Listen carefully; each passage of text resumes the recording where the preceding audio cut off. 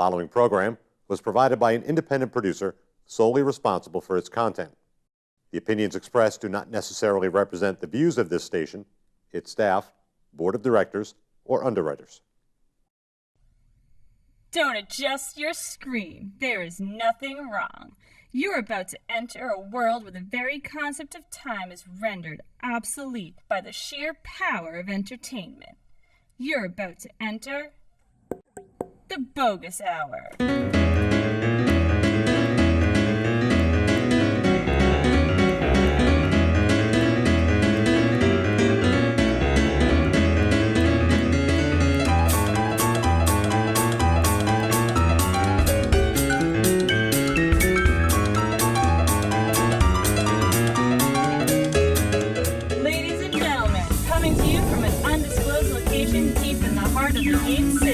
The host of the Boggis Hour, Greg Boggis. Welcome to tonight's episode of the Boggis Hour. I've got a very special guest, a good friend of mine, and one of the legends of the Boston comedy club scenes who's worked all over the world. Ladies and gentlemen, my good friend, Bob Seibel. So here we are, Bob. Welcome to the Boggis Hour. Great to be here. So, Mr. Boggis Hour. Mr. Boggis to you. So you're the guy in the Boston comedy world that I've known the longest. And that is because I used to see you at the Amherst Country Club back in the 80s. So, so when I was in high school, my folks took me to the Amherst Country Club to a comedy show for my birthday. And you were one of the early guys I remember writing down in my book, Jeepers, this guy is funny. Wow. And my brother went, and he absolutely loved you. And back then you had the Dan Haggerty beard. I agree. So let's go a little bit before your comedy world. You grew up in? All right. Geographically, I grew up in a place called Lynn, Massachusetts. And I always say this, Lynn is the birthplace of General Electric. And it was founded in 1896, blah, blah, blah. My dad worked there, I worked there. But what I'm saying is that, yes, it was a pretty important area industrially. And I worked there for a while. And it's a city of firsts. City of first. You got it. First jet engine, 1942, whatever the type of jet engine. But there was a lot of it was a hell of a great town. And I mean it. And I grew up in an environment. The only thing that was a little bit of a challenge is I was a minority. My dad was a German Lutheran and my mother was a German Catholic. Not the most popular people marching through Lynn. No, not the most popular people after World War II. It was not a... Lots of laughs, as you always say. I took a few hits, bang, bang, bang. And then things mellowed, but... I was luckily in my neighborhood surrounded by so many a lot of Greek people, Jewish people, Irish people, black folks up the street. I was a very lucky man. I had a paper route.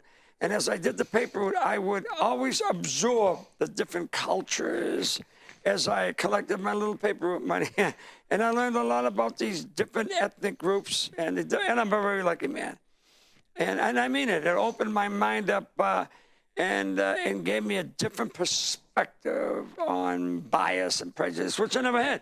So I learned a lot. And I hung with blacks and Jews and Irish and a multitude of different ethnic groups and races. And we even had a mixed marriage, no flags and no candles lit on the porch. But it was a different world, 1950s. Sure. Well, it was a hell of a place. In your act about how a lot of the early groundbreaking comics in America were Jewish guys and Italian guys and black guys. And it gave me an opening, and I still got my friend Izzy, and a lot of my old Jewish friends are still around, and a lot of Jewish cats are still there. A lot of Greek cats are there, and all the different mix of things. But like I said, the exposure to the German thing, my relatives lived in New York, so I traveled to New York to absorb the German culture.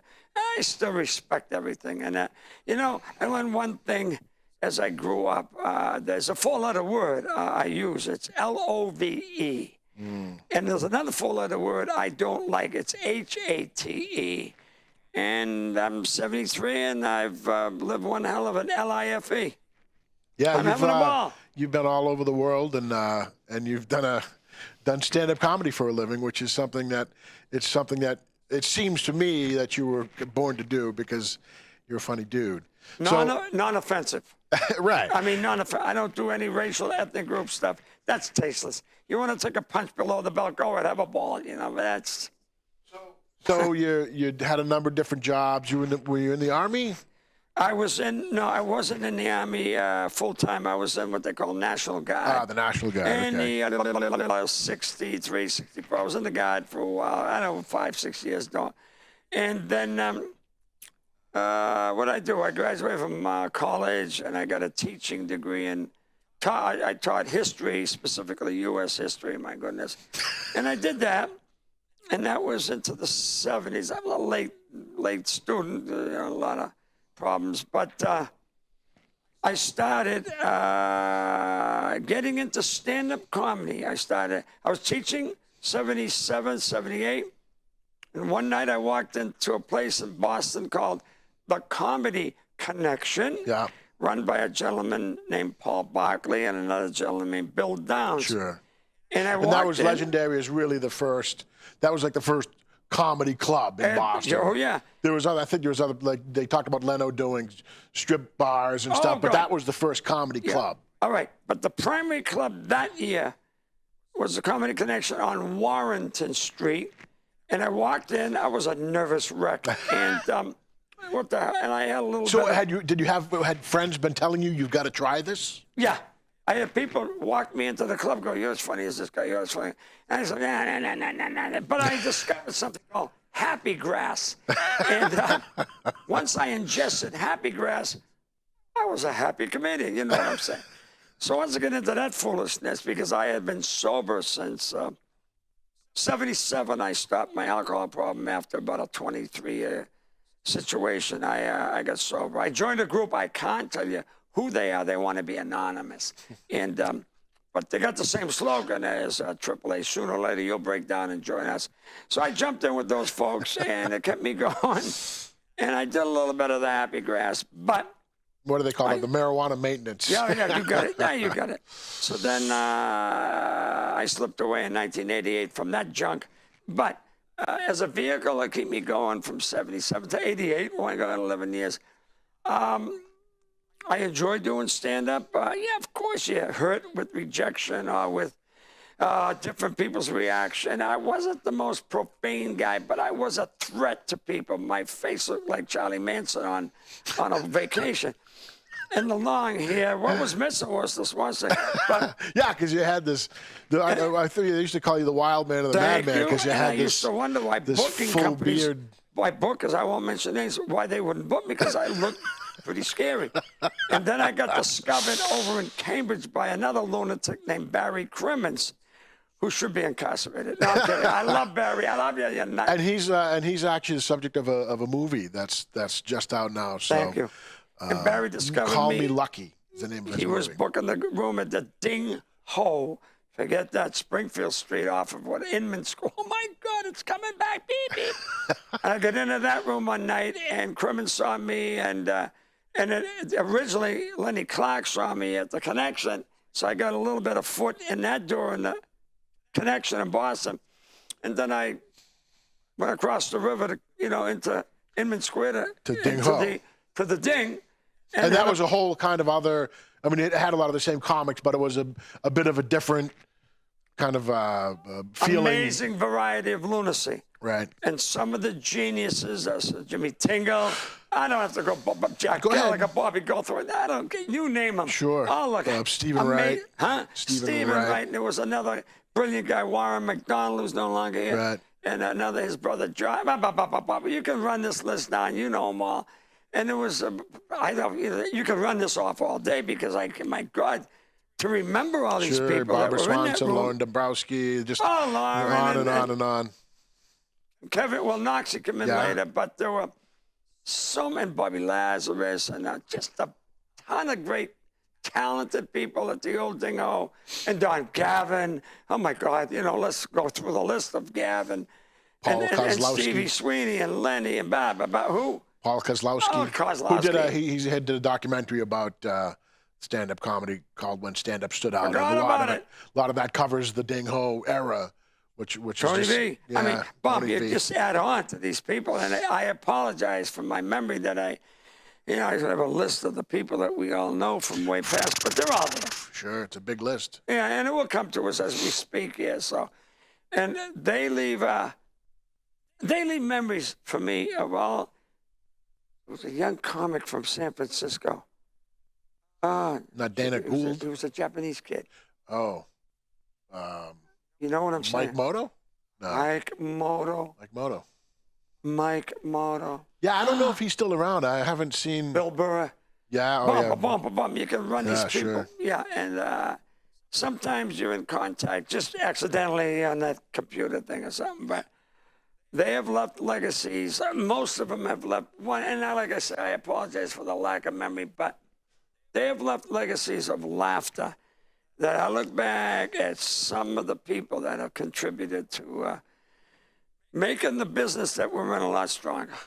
And I have. And a lot of the vehicles, and unfortunately, Rich Seisler, who's gone, and the other kid. Lazarus? Oh, no, the other fellow that passed away in Connecticut. Johnny Panette. Oh, yeah, sure. It's like a eulogy here. We're running through all these people. But like I said, we've had a lot of powerful, fantastic comedy in our business. And we're very fortunate to have had them and the kids in New Hampshire. So I can now remember all the New Hampshire guys. You started a little bit older than a lot of the other guys, right? I was, at the time, when I walked in, when I got sober from booze, let me tell you, I walked into the Ding Ho, to the Comedy Connection. It was a Wednesday night, Lenny's open talent night. And I walked in there. Hold on. My goodness. April 79. I'd be 37 years old. Yeah, I'd be 37 when I walked in. So I got sober 77. So that was actually right around the age I started. So I started a little bit later, too. And in some ways, it helps that you're not, you're not doe-eyed about life by that time, And I think a lot of, when you start at whatever, 17 or 18, you still haven't kind of run through some of life experiences, so you know how horrible things can be. But I'm so glad we met somewhere. I forget you come up to me. The country club. And then I didn't audition. I judged, and I went, guys, at great. the high five. High five. You said, well, because you said I told Bob I was in a comedy competition, which are very sketchy kind of things, because it's contingent upon whoever brings the largest number of their friends and family, who then scream the loudest. That makes it win. That's right. But you were saying, oh God, I hope you don't suck. I sat there going in my mind, oh, please. And you kicked. And I went, one less embarrassment. Go, gee, Greg, you did good. Did you ever think about working for the street department? Am I right? It was just like when you kicked, I went, it was like a relief going, he's okay. Because when you ask somebody that, it's like, and then you kicked, I went, oh, Jesus. Yeah, because I don't know how many times you've been on a show and somebody's, nephew or the owner's kid wants to do 5 minutes, and they come up and they're, either racist or, so disgusting that you feel you need a bath after or something like that. And somebody, I won't mention names, there was a young lady doing some comedy.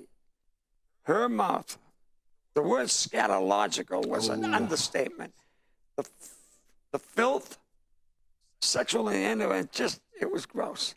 And then the girl, I don't want to, come up to me, how'd I do? And I looked at her, I went, I really don't know how to say, because I got away from it. I was going to say, it was grotesque. Right. I mean, I broke the F meter. We all did when we were me and Lenny Sweeney. We all broke the F meter, but that was just the word. It wasn't F and then the whole explanation for the bit. Yeah. This kid F and then ran into every genitalia, and it was gross. Yeah. Well, and some people don't have a governor on that kind of stuff, and what's funny to your friends is not necessarily going to be funny to a room full of elks or. And that's right. And then she based her, you ready? Response on the people who were with her, who were loaded. So they're the audience going, ah, and everybody else is getting up and vomiting in the bathroom. No, I'm being serious. No, well, and that's a risk with these, some new comics is that they end up trying to play the comics, and comics are often, I don't want to say jaded, but they are, and so the thing that no one else will laugh at is the thing that the comics are laughing at. It was so bad, and I'm sitting there like, when's this going to end? Maybe I can kill myself and end this. But I mean it, Greg. And she was terrible. And the segment that she was with thought it was funny because they wrecked.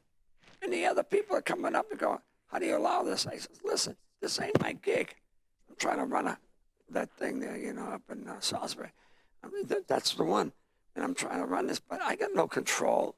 And then when it was over, I said to her, this is a little over the top.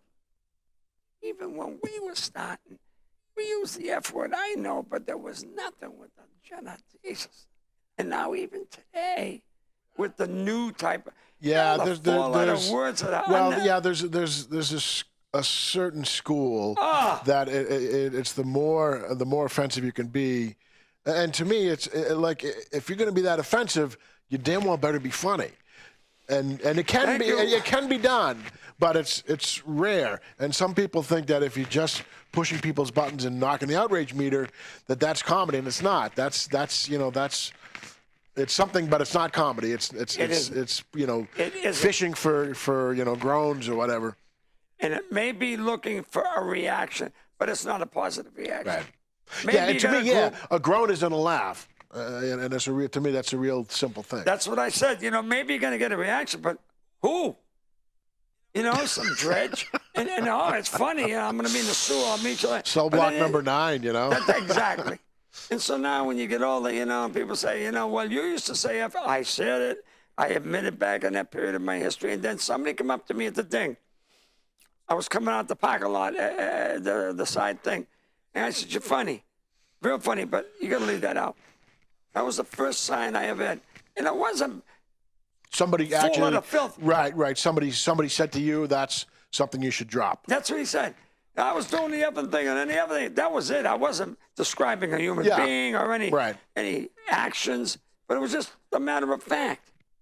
And nowadays, my God, and I think that, to me, I think it's a good thing to have people that will tell you, give you some guidance, and there's in some ways, it's not the post office or postal service where you get, commission for a certain amount of time you're in, but it is good to have people to give you some information and some guidance. Great. And it's and it's a bit freewheeling these days. Yeah, you, me, etc. I finally listened to the right people who would say to me, you got to leave that out. You know why? I'm losing gigs. And I mean it. People will come up to you and go, we really enjoy the show, but you got to leave this out. My grandmother had a heart attack. Right. And people don't want to hear that. It's a shock value. Sure. So now I don't use it.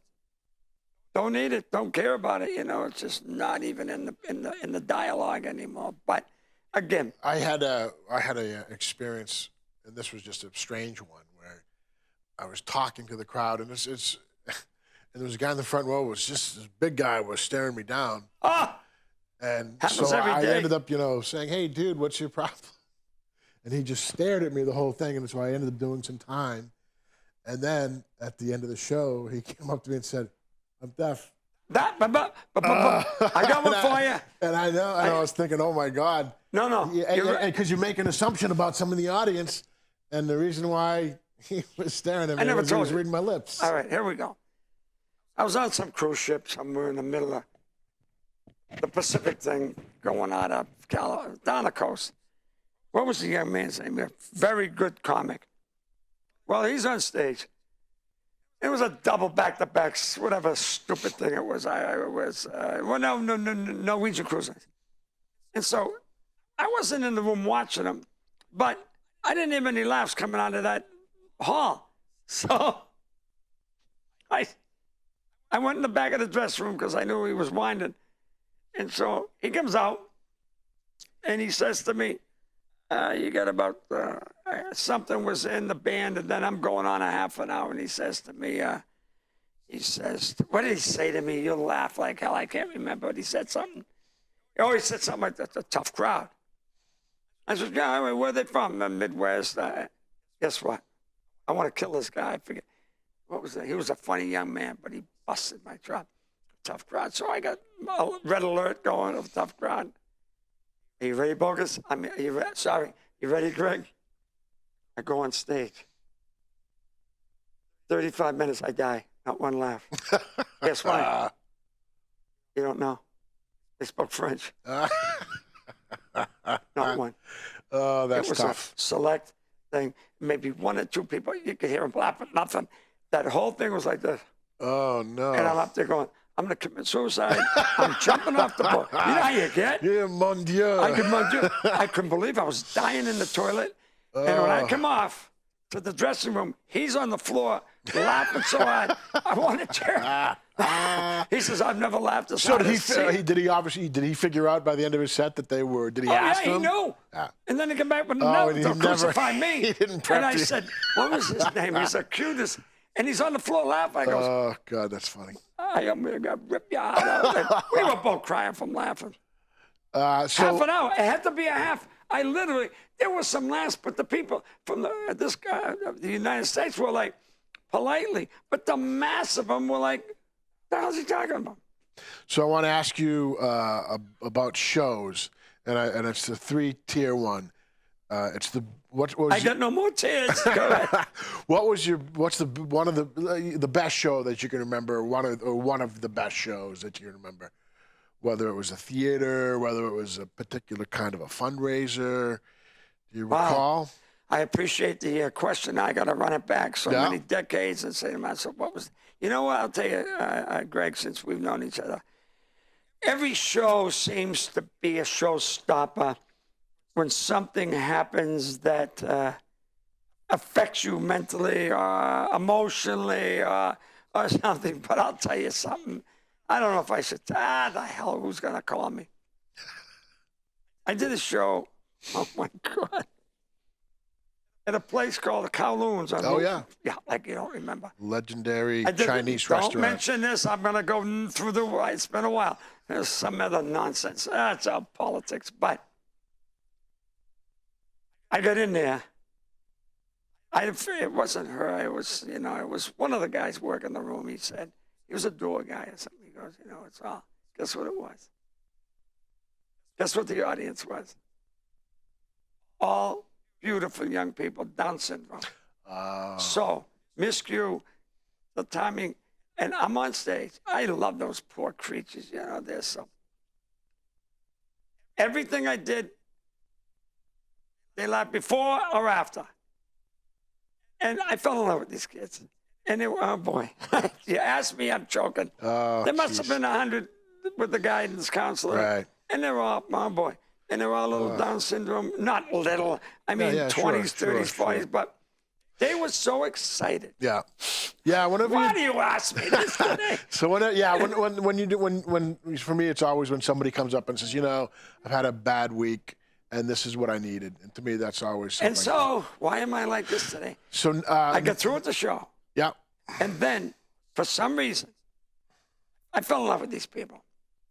I walked down where the center is, down, I got molested by these poor little kids. I got hugged by everybody, walking up the aisle back to the kitchen.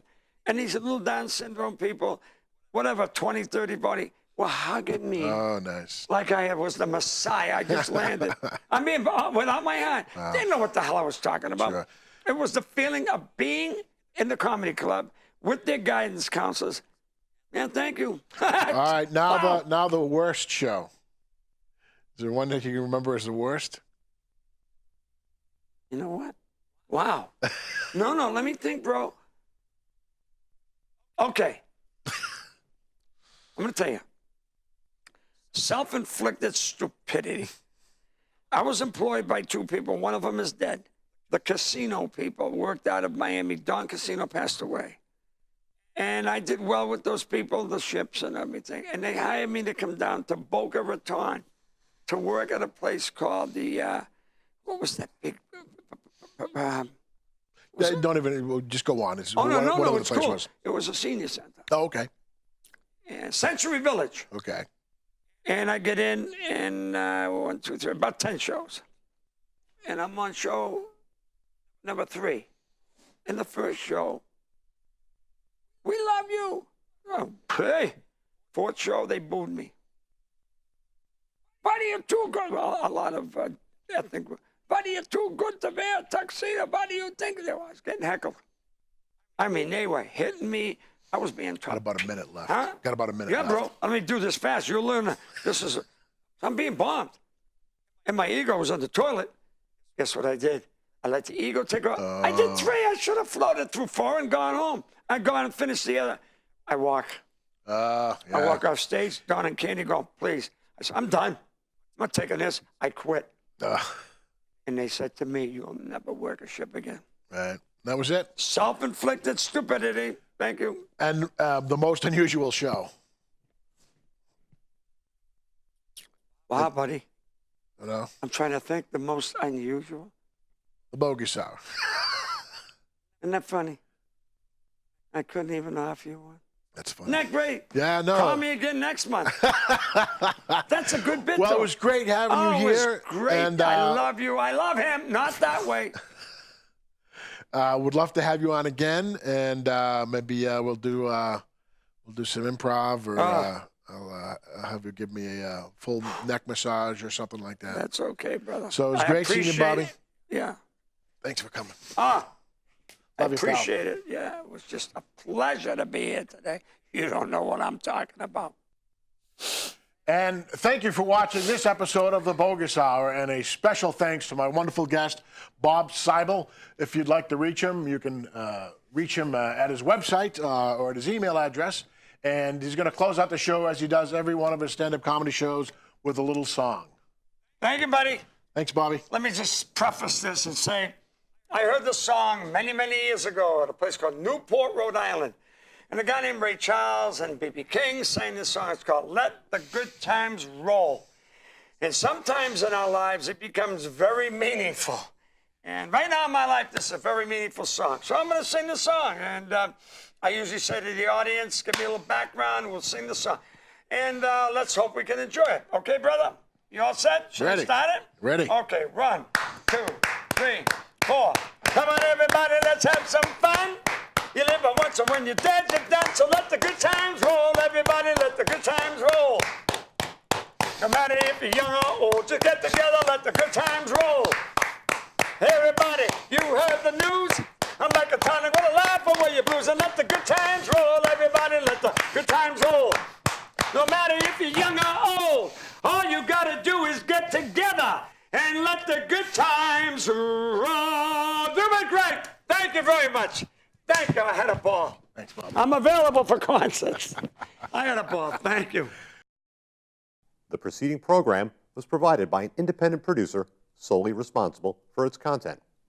The opinions expressed do not necessarily represent the views of this station, its staff, board of directors, or underwriters.